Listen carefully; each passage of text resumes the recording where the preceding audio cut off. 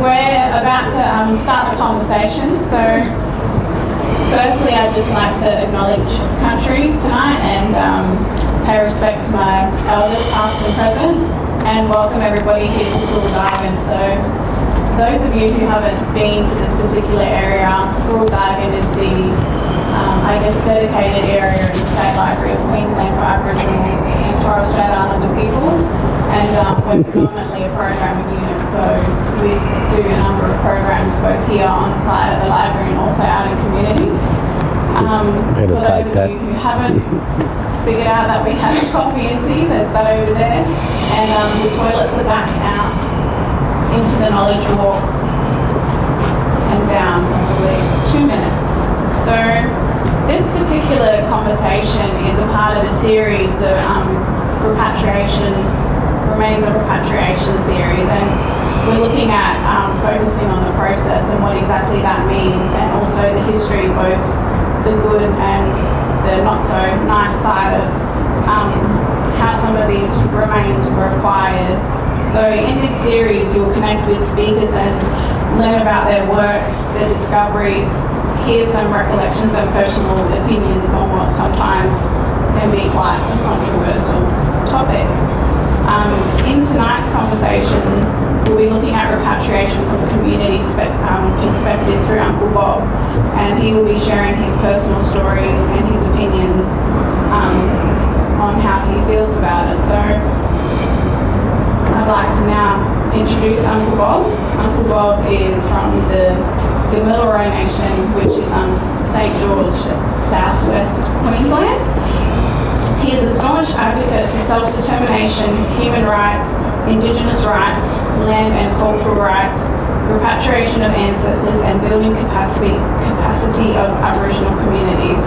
He has also been involved in many repatriations across Queensland and Australia, culminating in the repatriation of his own travel ancestors from the Queensland Museum in 2013. So if you would like to join me in thanking Uncle Bob for coming tonight and sharing his story.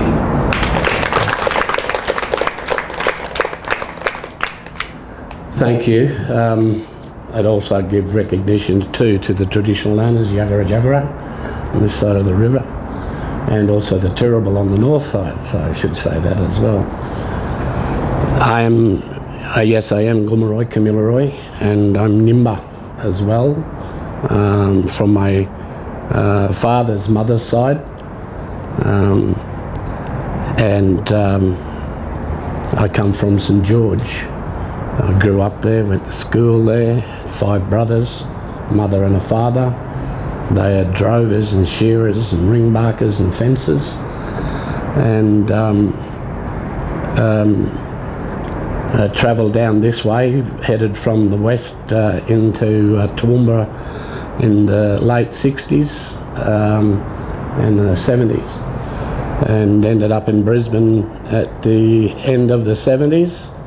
I found a woman who wanted to run away with me, and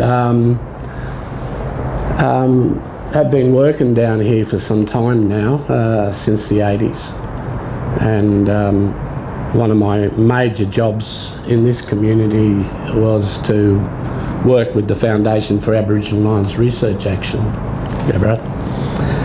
and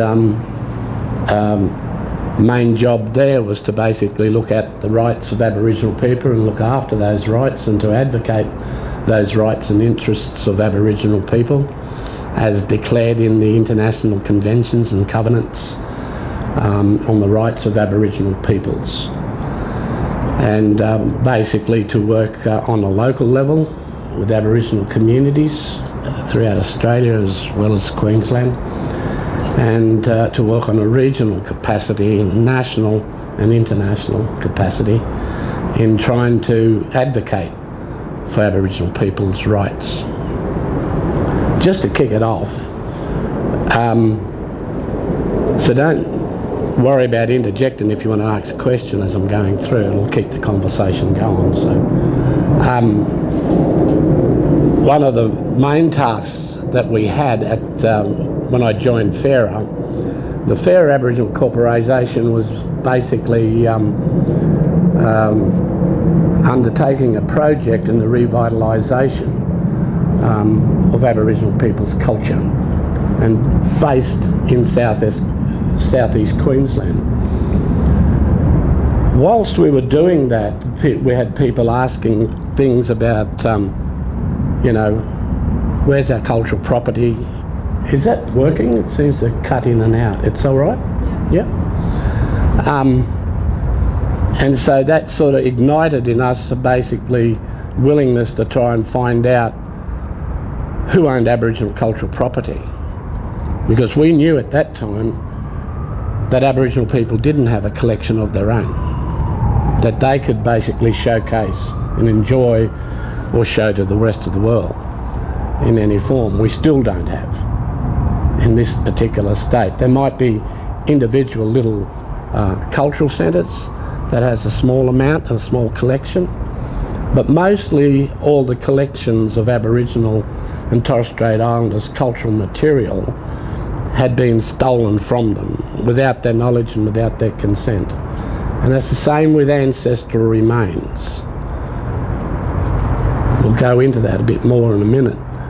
But that has continued to prevail, that somebody else has the ownership, control and management of our cultural materials. Those cultural materials are of major significance to Aboriginal people. They are ceremonial objects for all different types of ceremonies. It could be a birth of a baby. It could be marriages. It could be young men, young women going into adulthood, and all those types of ceremonies. So collectors were engaged by museums and educational institutions like universities. They did that also with ancestral remains. Aboriginal ancestral remains were grave robbed, body snatched, and basically people were taken out and shot. And through these skirmishes, the undeclared war that's gone on in this country since the white fella came here, there's been thousands of Aboriginal people who were taken out and shot, murdered for their bodies. There are stories that have been written down by a lot of the collectors advocating what they actually did. One particular fella, that was the Mayor of Mackay, Anne Bowen. He had an Aboriginal friend who he took out one day. He tried to convince other people to go out and get an Aboriginal skull, because there's enormous concentration by the institution, especially this one here. At that particular time, medicine, who became the protector, the chief protector of Aborigines back at the turn of the century, was basically engaged and engaging other scientists throughout Australia to build up the collection of the Queensland Museum. And that's been a continuous practice with all the scientists and what have you within this particular institution here in Queensland. It first used to be over in Bowen Hills near the Royal Brisbane. And when you walked in the door of the old museum, there was a skeleton in front of you, and it was of an Aboriginal. And beside that was a mummified Torres Strait Islander. So that was the first thing you would see.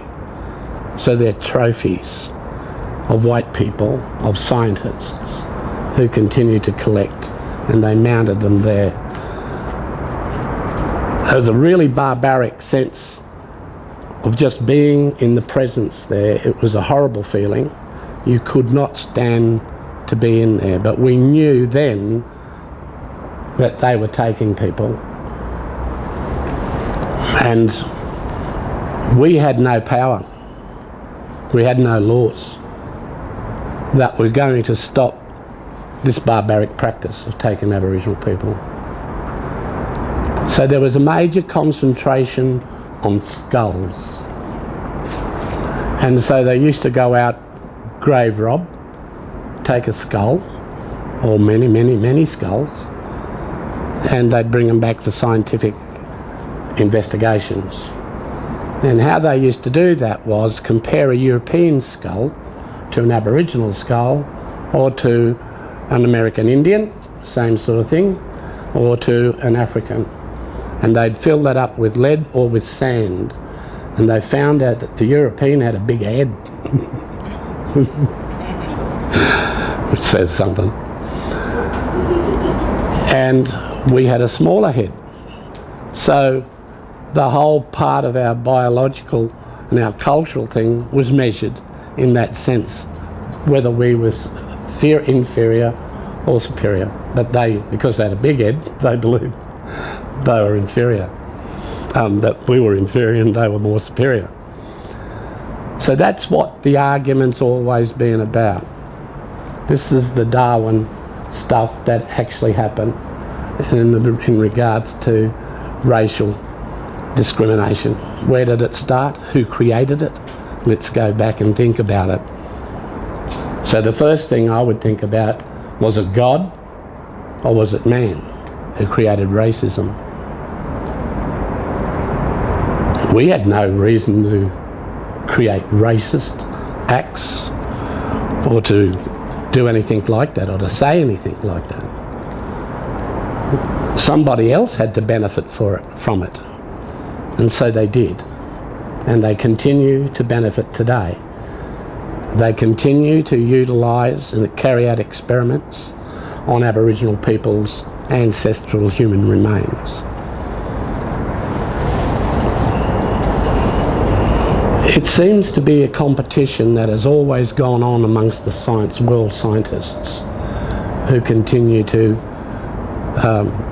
carry out these experiments. There's really no gain that has been able to come back or benefit to Aboriginal people from the research that they did. They received PhDs in dentistry and whatever else that you can get, but no real benefit. And we have been trying now, I've been involved almost 4 decades, I suppose, in trying to get ancestral remains back from museums, art galleries, universities, police forensics, places like that, and medical schools throughout the world. And not only us, but Indigenous peoples from all around the world have been unified in this approach to get their ancestors back, because there's a very commonality between us, that we all have a customary responsibility to our ancestors. So anthropologists and archaeologists had breached that faith. Our people believed that they would rest forever in their final resting places, and that they would not be disturbed, and that they would then go into the world of the spirit world, and stay at rest. However, those scientists have breached that faith. Today there's a collaboration between government and between the scientists and the institutions who have absolute ownership, control and management, even though they have a repatriation program, that there are Aboriginal people inside these institutions, working in those institutions, is beside the point. The fact is that we don't have any laws protecting our rights. Australia has never legislated in any sense of the word to basically repatriate ancestral remains like they have done over in America, where they have the Graves Protections Act, that type of thing, and the repatriation of ancestral remains. When we started the campaign in the 70s, that wasn't me. There was other people who was travelling and got out of Australia. Before that, Aborigines found it very, very difficult to get outside of Australia on an aeroplane. So it was only in the 70s they started to move outside of Australia. And a couple of those people like Michael Mansell and Gary Foley, who's travelled around the world and gave talks and what have you, they have visited those particular institutions over in France and Germany and the UK. And they found themselves buying spray cans of black paint, because where they walked into those institutions, they were confronted again with ancestral remains in glass cases on display. And so their job then was to make a statement by painting the glass and not allowing anybody to see them. Like I said, Aboriginal people don't have a collection of their own. Not that they want a collection of their ancestral remains. They don't. They want to lay their ancestors to rest. Our ancestral remains have a right to be left in their final resting place and to travel into the spirit world and to become one with the earth, the mother. So,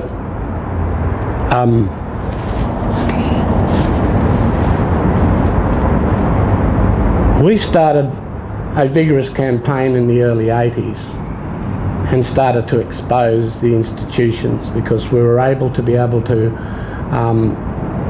carry out a significant amount of research that identified institutions that had collections of ancestral remains.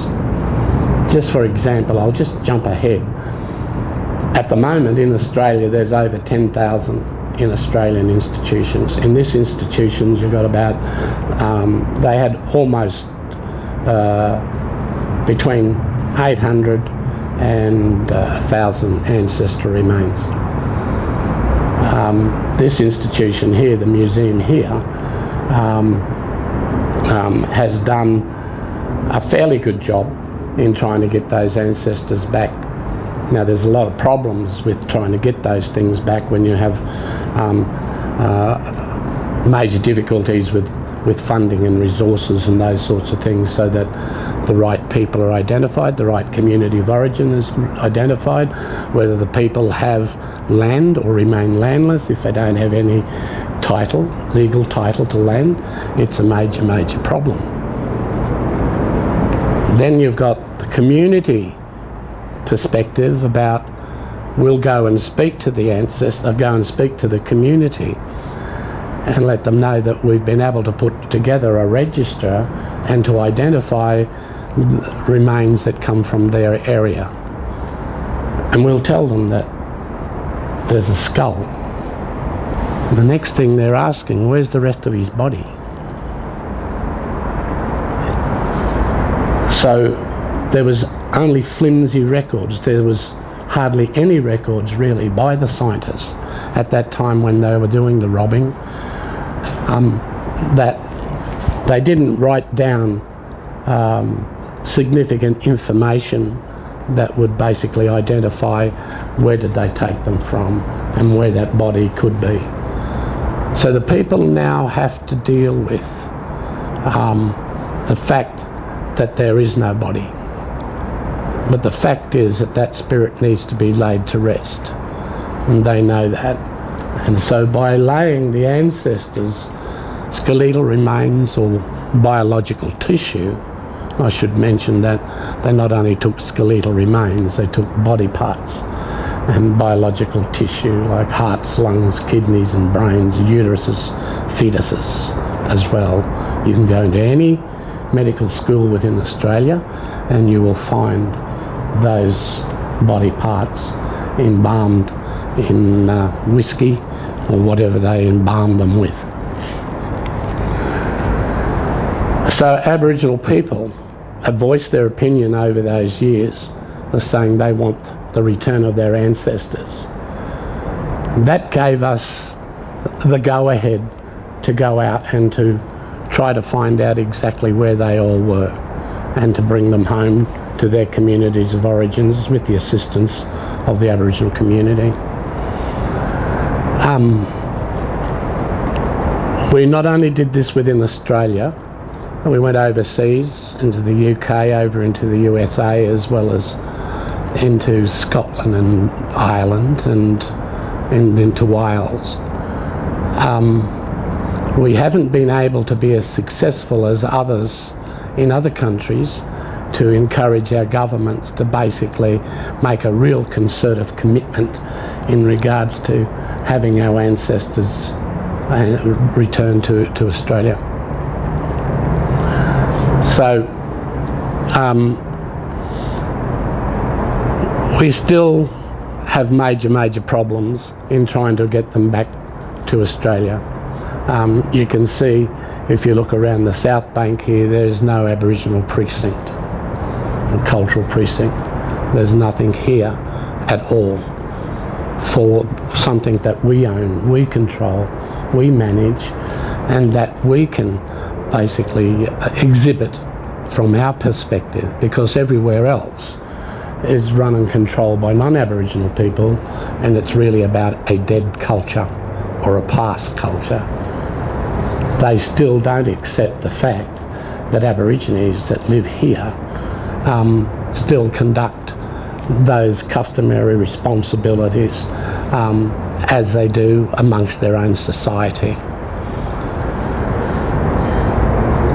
When we started the campaign within Australia, there was enormous opposition by museums and scientists against us.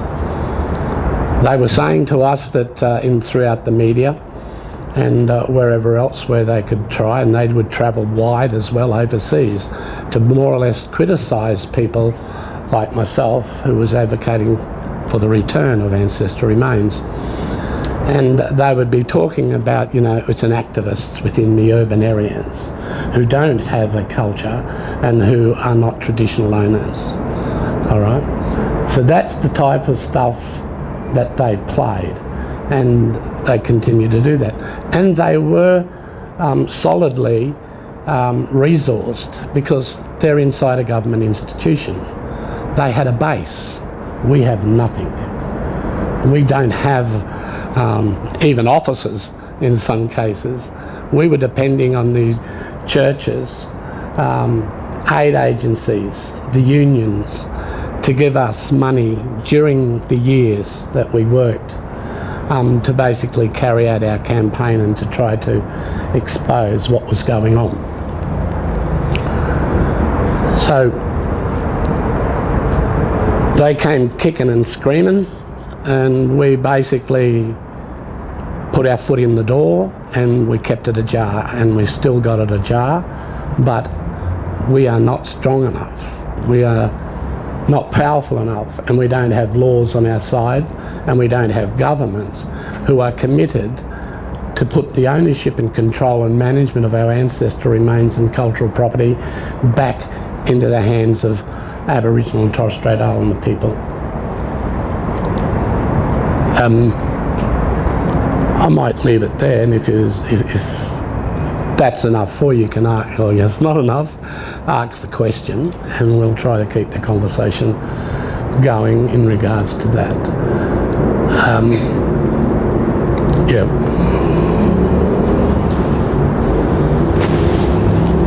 Come on. Fiona, you want this? I was at a conference in Germany earlier this year. It was titled Post-Colonial Justice, and there was a representative from the Australian Museum there, Michael Pickering. Oh, yes. He was talking about this large collection in Scotland, maybe about 2,000 skeletal remains. Do you know anything about that? Yes.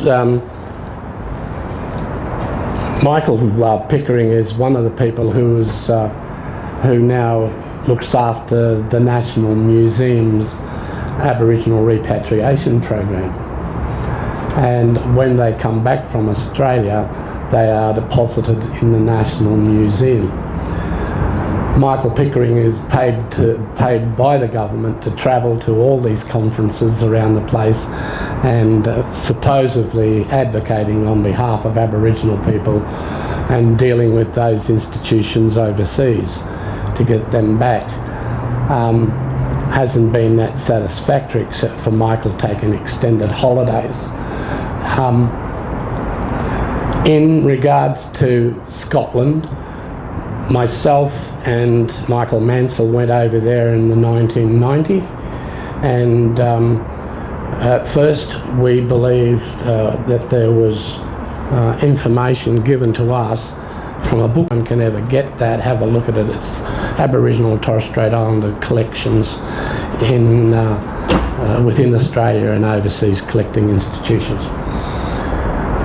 In her records, she never ever visited those institutions overseas or within Australia. She basically corresponded through writing, and the Edinburgh Medical School in Scotland wrote back and said we have 5. So on that basis, Michael Mansell and I got on an aeroplane. We went over to Scotland and into London and places like that.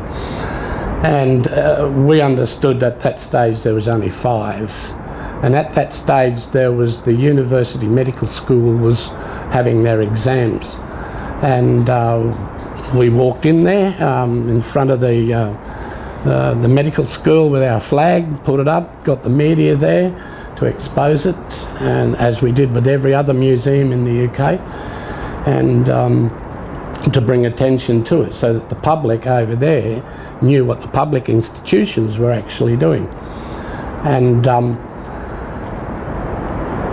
we had meetings with students who basically declared to us that no, there's more than that. We've had access to ancestral remains of Aboriginal people in our medical research and study and reference material. So we understood there was about 80 after that. By 1991, myself and old man Muljali from Mowanjum from up in the Pilbara went over to Edinburgh, and we were getting back 600 then altogether. That was 300 in that particular shipment.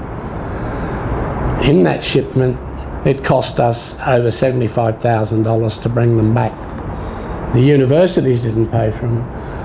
The UK government didn't pay for it. ATSIC had to pay for that. So we bought back those 300, and then a couple of years later in 2003 we bought back another 3,000. I think I just got some information tonight that there's quite a few more left, like Fiona was just saying. The problem that we have with our repatriation program is run and controlled by government's departments. When ATSIC was still running, then ATSIC would be resourcing our organisation, so an Aboriginal community controlled based organisation, had its own researchers who were over in the UK, who were basically getting down into the bowels of the museums and medical schools and that, and identifying what was there and trying to bring them home. And also our perspective in the negotiations was coming out to those institutions and to basically encourage them to understand how significant the return of ancestors are for Aboriginal people within Australia.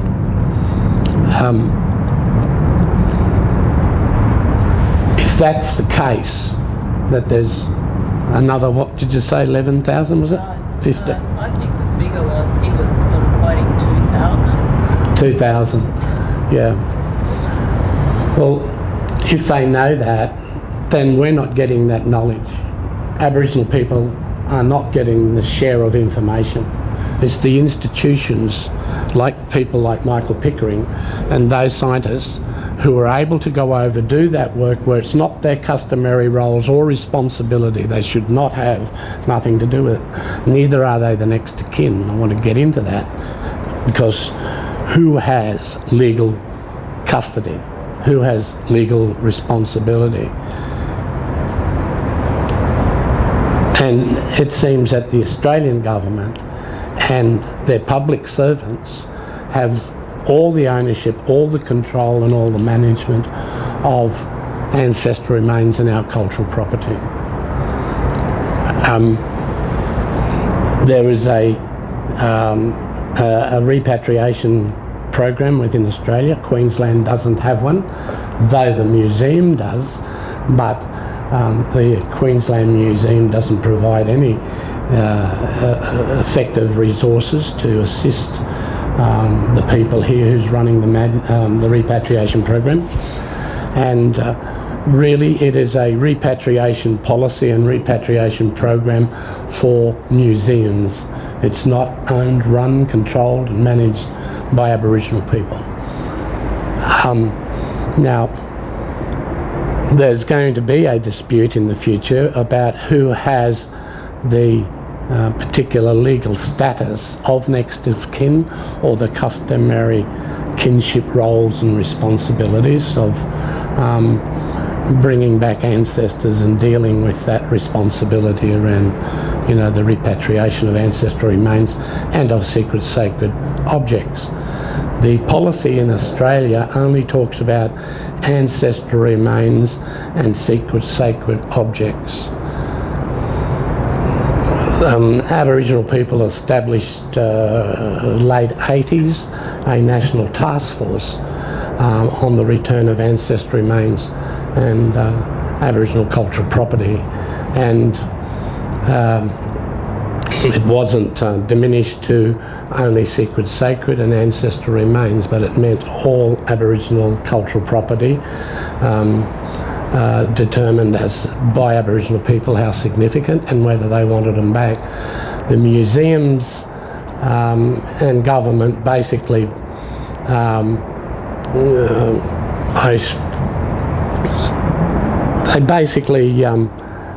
got in their trenches and weren't prepared to include all our cultural properties.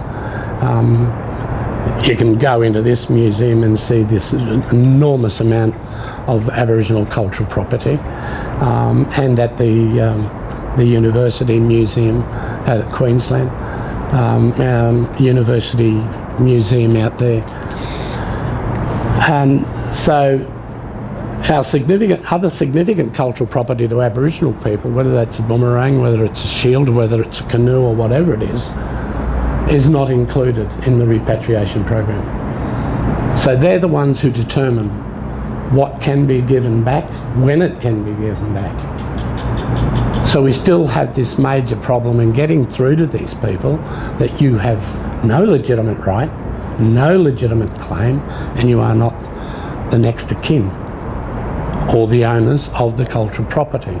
It belongs to us, it belongs to our culture, and it belongs to our ceremonies and what have you, and it belongs to our country. We see this denial as another act of cultural genocide. The ancestral remains we see as the first stolen generation. They were the ones who were hunted down and murdered, they were grave robbed and what have you. There was a battle, there was wars that went on, and they still massacred Aboriginal people, and they also took out the ancestral remains out of those massacre sites. There's significant numbers of battlefields and burial grounds right across this country, and we have major problems with the Aboriginal cultural heritage legislation within Australia. It's ineffective and insufficient, and it doesn't really protect Aboriginal cultural property or place Aboriginal people in the ownership and control. For example, in Queensland, the legislation basically says that if you find or you have in your possession an ancestral remain or a cultural a bit of cultural property, then you are to deliver that to the minister, and you can be prosecuted if the minister so wishes to do that, and then we may be able to make a claim to it, but the minister must find familiar links. And how would the minister know? Who does he get? Who's the link between black fellas and white fellas in this country? Who interprets us to ourselves? anthropologists and archaeologists. They are the people that the minister consults with, and once he gets the information from them and he thinks that you have familiar links to that, then you might be able to get that back off that minister or out of that institution. So, yeah, go ahead. So just a question for you. You want to answer this? You talked a lot about repatriation, and it's obviously quite a complex issue. What do you consider to be a successful repatriation? I'm not asking for specific details, but just... What would be a successful repatriation? Well, basically where there's a museum or institution that has a collection that basically says we've now overturned our policy to allow our your ancestral remains to go back to you unconditionally. But what's happening in Australia and overseas is that there are conditions in which they want to place on them. So remains over 500 years old, they don't want to give them back. They don't really want to break up their collection either, even if they're not 500 years old. So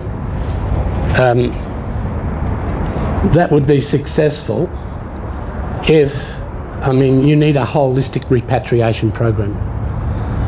So, and it has to be well resourced. Take for instance my own people.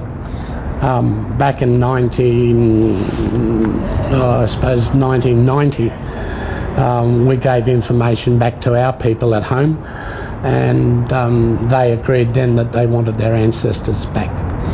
And then they realised that they didn't have any land, no legal title. So there was barriers. So unless there is an efficient and effective land acquisition program in Queensland for that purpose, to hand some lands back to Aboriginal people. Like most of our burial grounds and our ceremonial grounds are on pastoral leases, people who are still renting the grass, but they seem to have ownership, control and management of all what goes on. And if we go in there to try to do ceremonies or to care for those particular sites, be burial grounds or other sites of significance, we can be prosecuted. And it's the same for hunting and fishing. So, and it's the same as native title. People might think that, oh, native title, well, you don't get nothing back. It's the same old story. You can still go hunt and fish and whatever else, but if you go into somebody's land, which is your own fishing, hunting areas and those sorts of places, you're basically committing an offence. You are trespassing. And if you do take that porcupine or you take that goanna, you can be prosecuted for taking a protected species. So the only time when we're free to get a porcupine or a goanna is once it jumps on the Queen's Road. Many people in Queensland, Murrinduyana for one, he got a crocodile and he was charged, but it was thrown out of court. But the fact that they continue to utilise this legislation against Aboriginal people is really all about trying to prevent Aboriginal people from that cultural practice.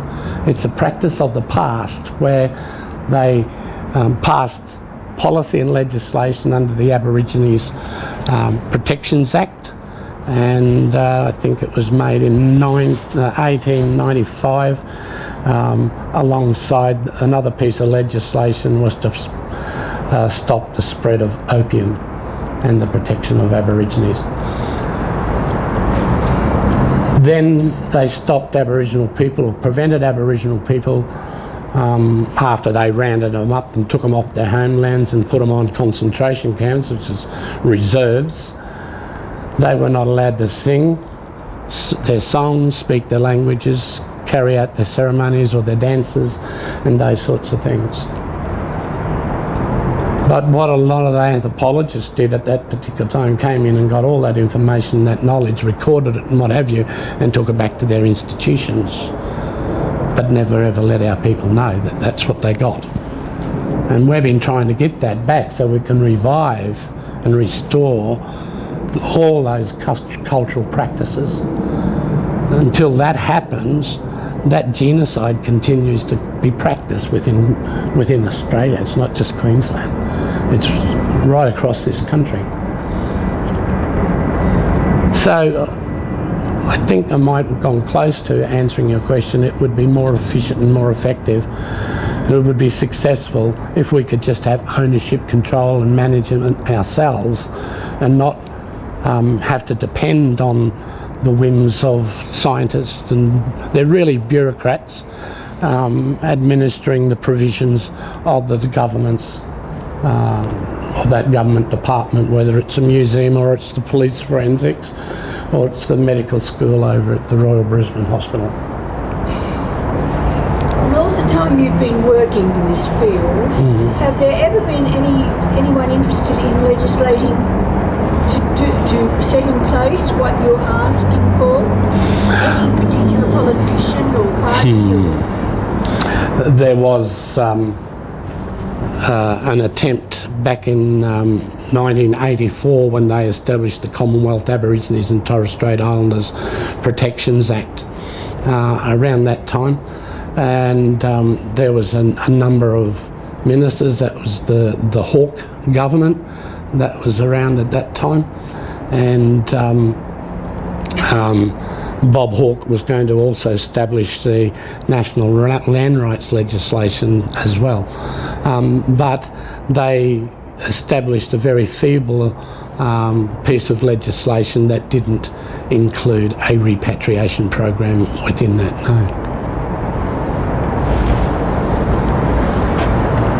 And there's been, when you think about it, Abbott sets himself up there as a Oh look, all the glossy dossiers and all the nice words, there's lots of word games in the glossy documents about, what the government's doing for Aborigines, and they say that we couldn't be fairer. Joe used that thing too, but he was still locking us up on reserves and denying us even movement on reserves and those sorts of things. So it's been really, really difficult to get a government, or to, even though there might be a few backbenchers, it was the Queensland government, and I've got to give Bob Katter a bit of recognition for what he did, even though he's mad as a cut snake these days. It was around that time we really embarked on a really intensive campaign to get rid of the Aborigines and Torres Strait Islanders Acts. They're acts that governed Aboriginal people on reserves. And through that, many times did we all go to jail and what have you through our protests and that, and people like Anne Warner and Matt Foley and those sorts of guys who played a very significant role with us. And they also, at that time, there was a person by the name of Mick Miller, who was one of the great campaigners in Queensland, and Clary Grogan and people like them who could be listened to by people like Bob Katter. And we were able to encourage Bob Katter to take on Paddy Kaloran and Joe Bialke-Peterson. And in 1984 he did, and he went into Parliament with a proposal that we all helped develop. And there was, at that time, wasn't just us, because there was a community reserve councils from community reserves who were very, very sophisticated in their campaign, and they did an enormous amount of work with other Aboriginal people, with the Fairer Organisation and the North Queensland Lands Council, and they all came together and put together a position that we wanted inalienable freehold title after the Act had been gotten rid of. And anyway, we ended up, Bob Katter took it into Parliament, rolled Paddy Kaloran and Joe Bialke-Peterson, and he revoked the Aborigines and Torres Strait Islanders Acts that were on Aboriginal reserves. But the Aboriginal communities did not get inalienable freehold title. They got a deed of grant and trust to the council, which is a communal title held by the council. Things have evolved since then. They are now a local government, and they are now turning those lands into freehold packages, and they're now going to sell them off thanks to Noel Pearson. So the collective ownership of the lands that people wanted. We did a book, you might be able to still find it today. Our research was to go out and ask Aboriginal people, what did you want once the acts were repealed? So we put out a book called Beyond the Act, and there's all the statistics of what each community was saying about who was going to run the community. Was it going to be a church, was it government, or was it Aboriginal control? Because don't forget, the reserves were missions as well, run by the Brethren and others throughout the state. But most of them were run by the government and controlled by the government. So anyway, where I was going was Bob Catter.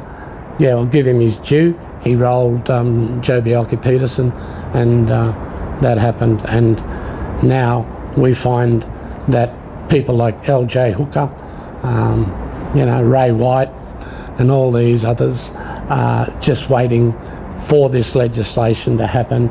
They'll buy up all the pristine land on these communities and around, say, Palm Island, Yarrabah, those type of things, up in the Cape and whatever, and those sorts of places. Well, those black fellas up there, there's 95% unemployment rate. No history in the bank. So how the hell are they going to be able to pay the prices for that land and to sort of keep that amongst themselves? So communal ownership, the collective ownership, is going to be no more. In the future, it'll be just like Ipswich, Dalby, anywhere else. It'll be a local government, and you will find that they will be able to sit for the council as well on those communities, and those communities may not have an Aboriginal run and controlled community, but will be run by others, and it could be the LJ Hookers, and it could be anybody, could be Coles and Woolworths, anybody else will be setting themselves up on these communities. And there's already discussions about deep sea ports over in Yarrabah and an international airport. You'll remember, if you go back a few years, the Cape York Space Base. That's back on the table again, thanks to Noel Pearson. So here we find the continuous erosion of the rights of Aboriginal people to be able to maintain their own homelands in the way that they wanted to continue to hold them, like their mothers, their grandmothers and grandfathers. It's a whole process of a forced assimilation and integration into the mainstream of Australia. The press puts forward that the titles are going to be offered to Aboriginal people, talking about Palm Island, first but free of charge. Is that just absolute nonsense? Oh, that's absolute nonsense. I mean, how would they be able to maintain the maintenance of their housing and stuff like that? They would have to build up some kind of revenue and generate something in there so that the council, if they still had ownership of those houses in there, so that they could basically keep the repairs going if it needed. It's not going to happen. There was an article over the last week where the United Nations was calling for all countries around the world to repatriate human remains that were kept in private and public collections, especially the cemeteries for the United Nations. And a lot of those countries do have I'm guessing, pretty substantial collections as well, being a lot of colonial sort of countries. But being the United Nations, and they seem a bit token in, they don't really have the power to enforce a lot of things. Do you think that it's actually going to carry any weight, or just their recommendation is, a step forward, but as well in relation to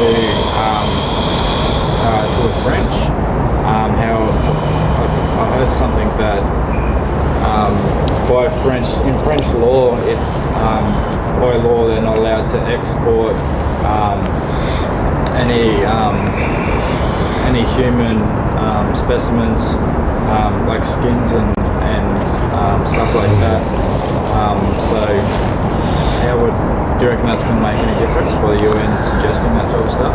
I just spoke with Les Malzer on Friday night actually, and Les would just say, look, you may be happy, you may not be happy, but we've been able to come back to address the repatriation of ancestral remains and cultural property. In the UN Working Group on Indigenous People met in New York just recently, and they did play around again and added some more strength to the Article 13 and 12 of the draft Declaration on the Rights of Indigenous People to basically compel governments to, when they're basically establishing policies and legislation, would be to basically adhere to those different articles inside, or standards within it.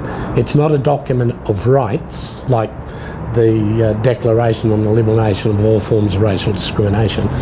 It's basically a draft declaration of principles where governments, if they're willing, this is a guide for them to basically put in some kind of best practice. However, G20 is coming up, and we all know about the World Trade Agreements, and it's very significant what you're saying, is that there's a major problem for Aboriginal peoples right throughout the world. In Australia, there has been negotiations going on now for the last 10 years. I was on a national repatriation advisory committee under Jenny Macklin, of all people, and at that stage there had been some collections that were based in the Natural History Museum in London, and they brought them over to Victoria and exhibited them, and the Wamma people of the Western Yorta people saw the collection that they had, and they were paintings that were stole from them. They were the sacred emu paintings, and they utilised the Commonwealth legislation to mount a claim to have those works of art returned to them. However, the Victorian government, the Victorian Museum and the federal government opposed it. When the legislation gave instruments inside it to allow Aboriginal people to make a claim for the return of cultural materials. Within those 10 years I mentioned, the Australian government, through the Department of Attorney General, has been meeting with museums. This is what Michael Pickering does. He goes around to the national, what do you call them, the natural history museums throughout the world.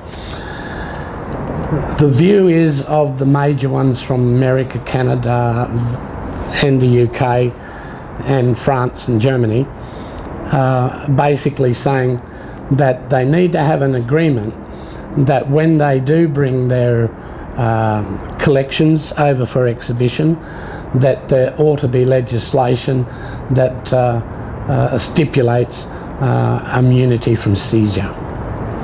So that's one of the great agreements of the World Trade Agreement at this particular stage. So the trading or bringing those things back, they're already stolen property, but they're going to make it totally impossible for Aboriginal peoples throughout the world to have those ancestral remains and cultural materials, works of arts, designs and whatever it is, being returned to their ownership and control and management. So that's how they're working, these national history museums from around to try to save their collections.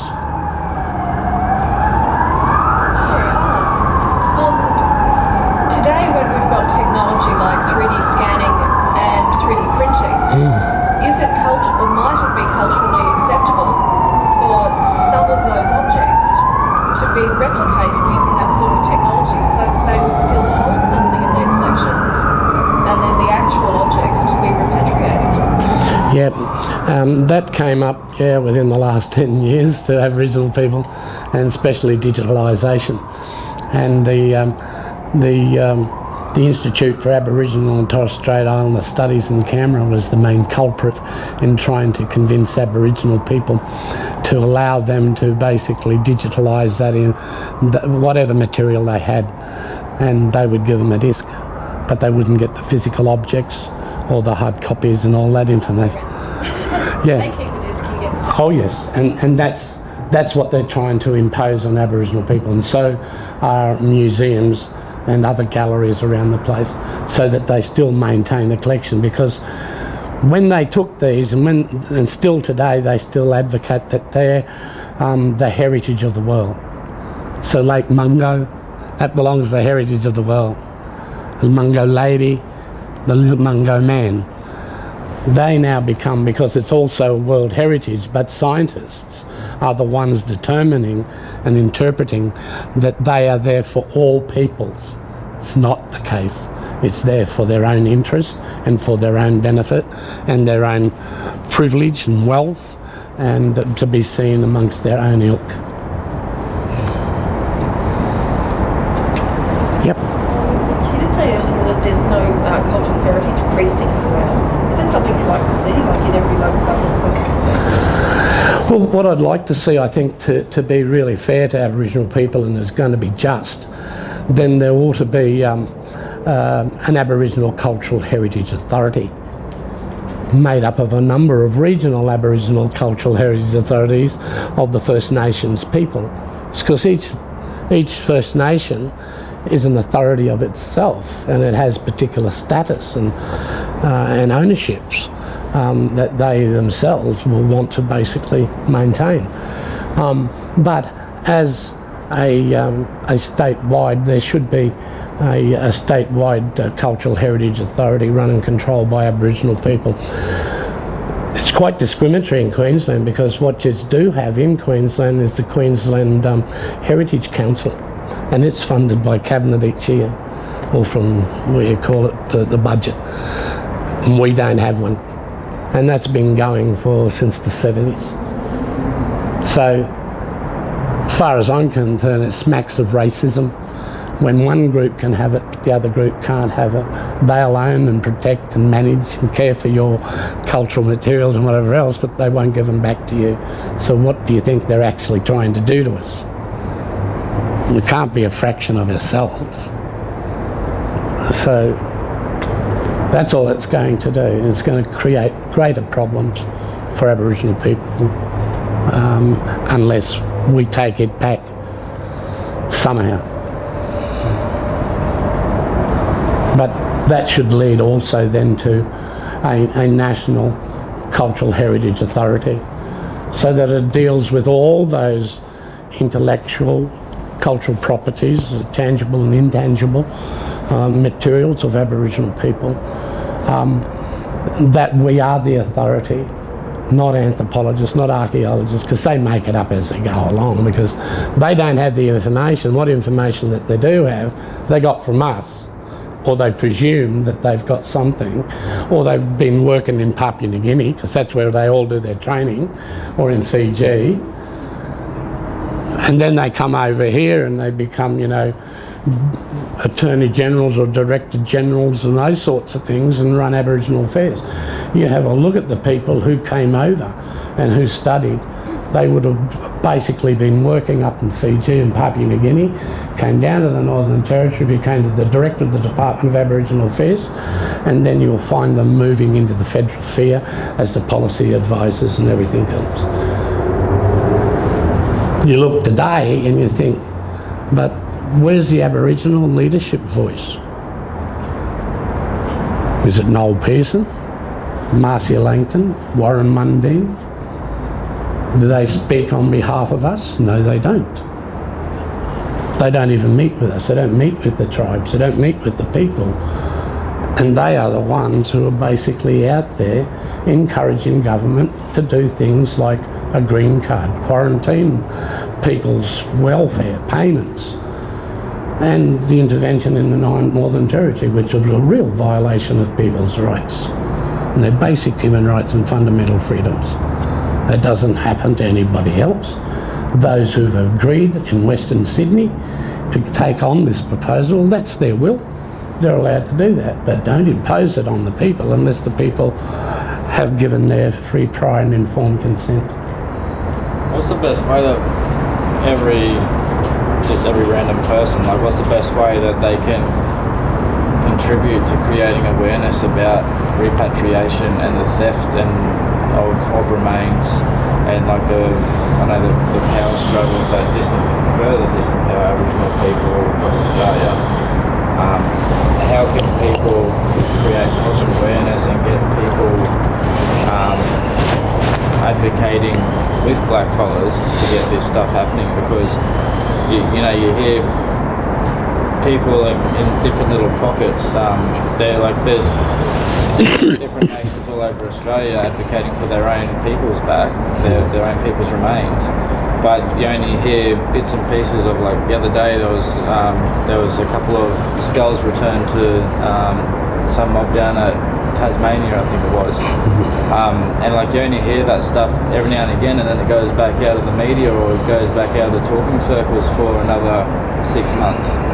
So it's like if it was anyone else's family and someone else's grandparents, sisters, brothers, nephews, grandchildren, whatever it may be, this shit wouldn't be accepted. And then so to actually like create awareness and get on board with blackfellas, whether it be social media or meeting with mob and asking them, how can I help or something like that, what's the best way? Like all campaigns, I suppose, that you really do need the collective of Aborigines and non-Aborigines. We didn't change, the racial acts that govern Aboriginal people unless we had white fellas with us, and that's what helped it. It was university students, it was unions, it was churches, those sorts of people who came in strong, and they went and advocated. They wrote to their ministers, met with the ministers, met with premiers, and continue to do those sorts of things, and basically showed their opposition to it. The other part of that is that people have got to realise that Aboriginal people are dirt poor. We don't even have, just say for the repatriation program, we don't even have an office. We work from home. I live in the garage at my daughter's house, so there's no money, there's no office, there's nowhere where you can come and congregate unless we come to this sort of thing, jump on the bandwagon sort of thing and utilise it to get the voice out and talk about it. The other part of that is if people talk to their ministers, whether on a state level, local level, because local government's got a lot of power where they're basically letting the pastoralists out there go and do the tree clearing. And what is happening when the tree clearing goes on? They put the ball and chain on, the big ball, and drag it right across our country. They destroy all our sites, all that sort of thing. And they provide the permit to those pastoralists out in those communities to do that. But people need to be informed and have the right information. And once you've been able to be informed and you're knowledgeable enough with that information and knowing what Aboriginal people want, then we must work as a collective. It cannot work with different sort of spearheads here, spearheads there, and running off. That's only about people's self-importance of their own institutional organisations.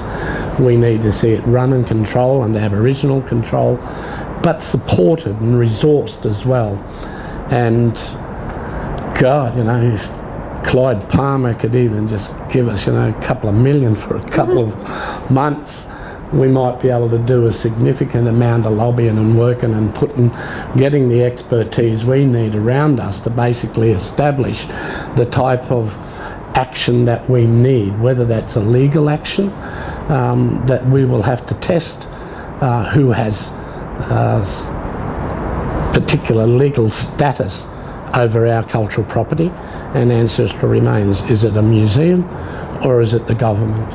or, anthropologist and archaeologist.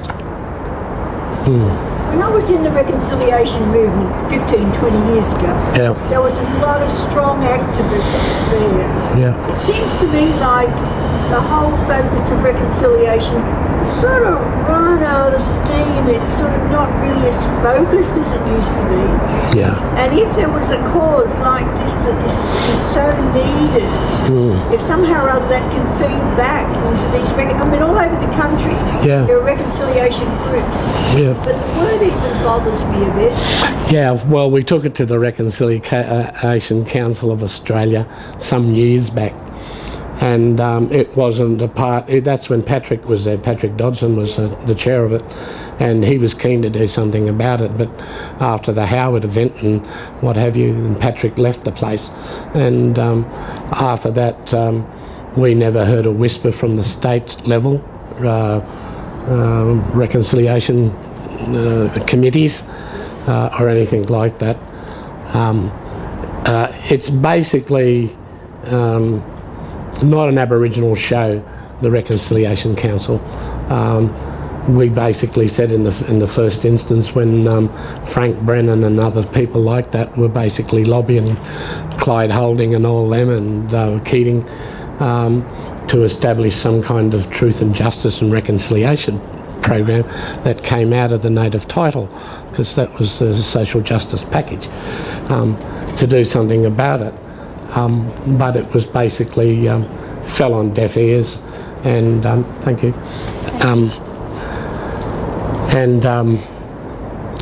We basically said then that it might have been a white fella's dream, but it's black fella's nightmare, and that's what it's become, because it's not as gutsy as it should be.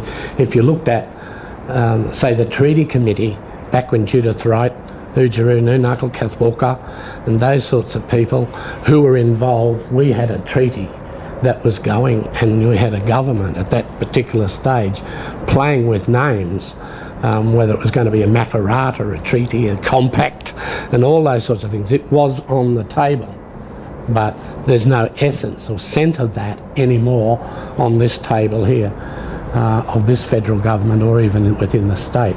But it needs a movement like that again, that's going to need to pick it up, and even just to do, the return of ancestral remains and cultural property. Yeah. Well, there's a growing movement for institutions to bring in Aboriginal curators and artists to view cultural artefacts, often that are not on display, and create artworks responding to them, or curate exhibitions and recontextualize the artefacts from an Aboriginal perspective, but still within that institution. For example, the British Museum invites artists and curators to go over, Aboriginal artists and curators to go over and view cultural artefacts that are in their warehouses, and they were acquired before the 1870s and can't be displayed, and then those artists and curators make works about them, or they curate an exhibition and they put those artefacts on display. But because they're Aboriginal curators, that it's somehow seen as a step in the right direction, and I was talking to some mob involved in this process who said that that they thought that was the best that they could possibly do, because they believe that those cultural artefacts will never ever be repatriated. So I was wondering what you think about that. Well, I saw something a few months back. I think it was a documentary done by Eddie Perkins, and there's a young artist over in the Natural History Museum having access to skulls. He was handling them. I was horrified, actually,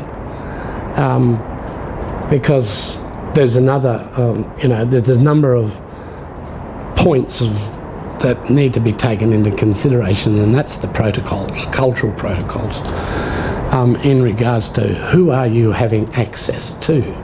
Does the people who are descendants or community that have, are the owners, are you talking to them, and do you have their consent and authorisation to have access? Museums are very, very clever in encouraging these blackfellas, artists, curators and whatever else, and allows them into their domain and let them have access and those sorts of things.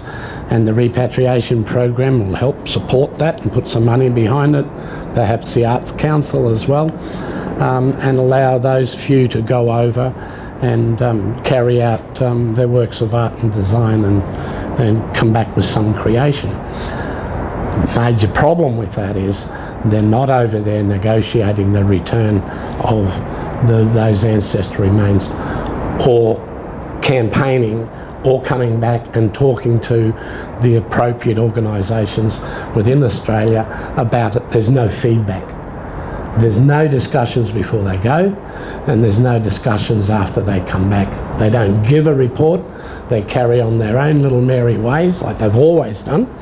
And they go over there, they do get their little holiday, and they get their trip, and they get that type of thing.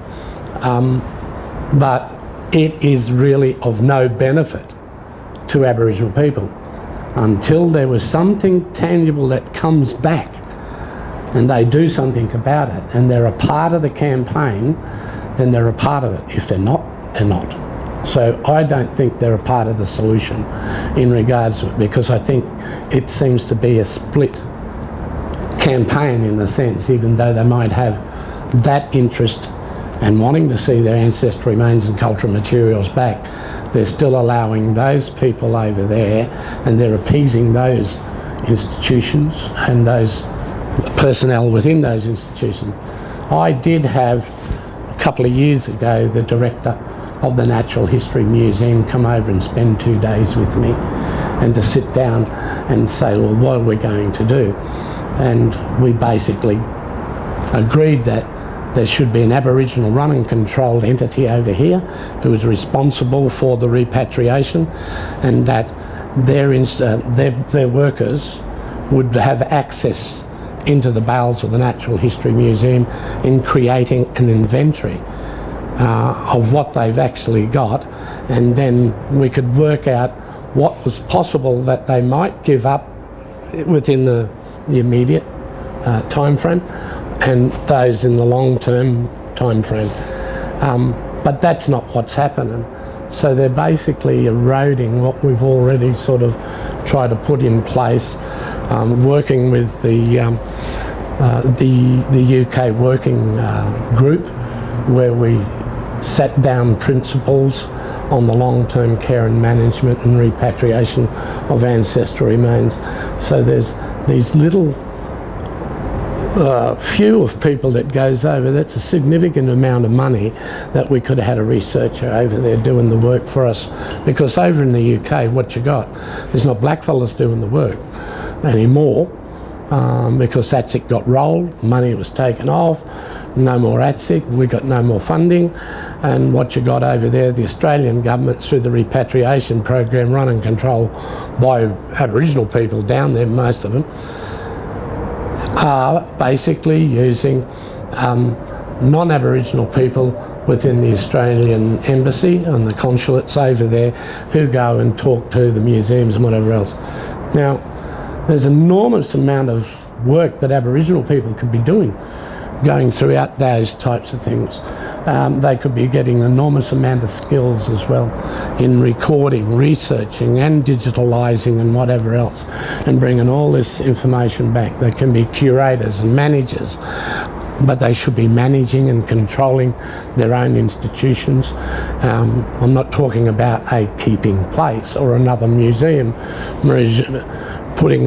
taking ancestral remains from one museum into a blackfellas museum.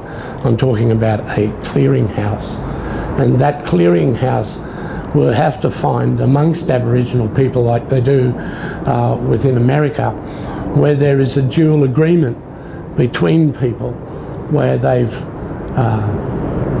non-treaty Indians will come to a dual arrangement and agreement with other tribes who've got treaties. And so there's an agreement that they will have their ancestor remains buried at Wounded Knee. The Florida people came and asked the Lakota Sioux if they could bury their ancestors, would they take responsibility? And out of that Wounded Knee was enormous, you know, when the Costas last stand around that area there in Wounded Knee, there was over 14,000 American Indians that were taken, that was killed there and taken and put in the Smithsonian institutions throughout America. So I'm not sure where I was going. Clearing class. Hi? It's like the idea that you're presenting of the clearing class. Yeah, and you know, it's got to come back to an Aboriginal controlled clearinghouse. That's a restricted area. Nobody needs to be in there. The only people who need to be in there are the people who are working on the return. And if we need consultant archaeologists or physical anthropologists, then we will do that. But whilst they're in these institutions, we don't know who the bloody hell's got access and how much scientific experiments are still going on without our knowledge and without our consent. And that's what we're really concerned about.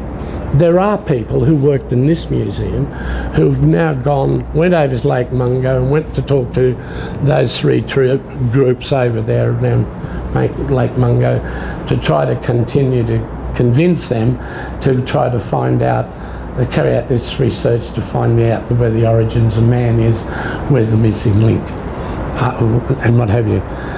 They more or less said, piss off, we want them back and don't touch them again.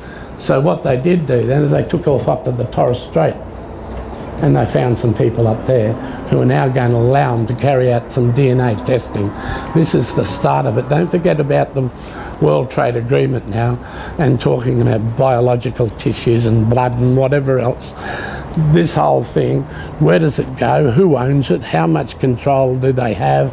And everything. It's just getting really, really out of control where we don't have 5 minutes, okay. You got the check written there? No.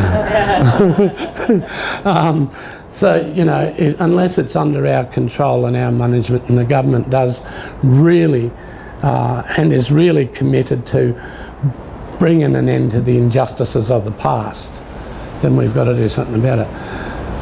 We don't want them being put in some war memorial. I don't know why the rest of Australia isn't in an uproar about the fact that they're collecting, public institutions have got all these over 10,000 ancestral remains still sitting in their state collections.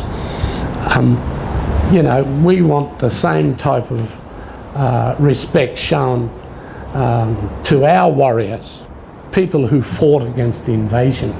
This is who they are. There's others who fought in battlefields and whatever else. To be brought back home and laid to rest and be, you know, given the respect that they so deserve. And what would they say if Vietnam said, no, we're not going to give you back your veterans? What would Australia say then? It's not happening, but I'm glad that it's not happening in the sense that those people can be brought home to some home ground base where their families are and what have you, and they can visit. That's comfort.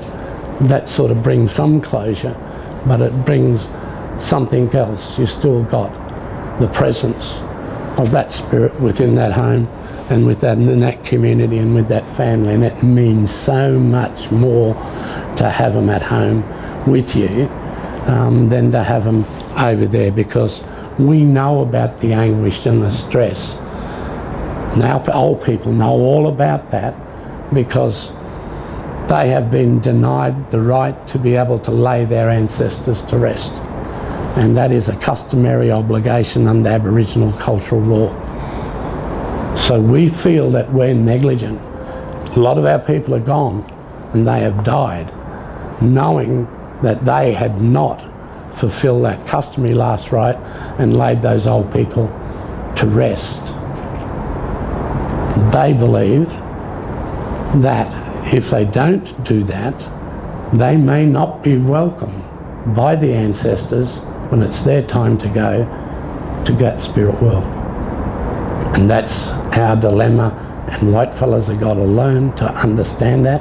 But most importantly, those within the disciplines of anthropology and archaeology and anatomy have got to know that.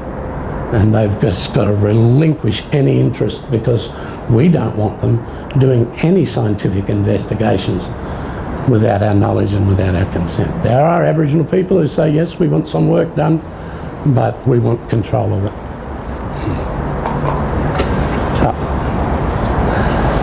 A little bit over time, so sorry about that, but yes, thank you, Uncle Bob.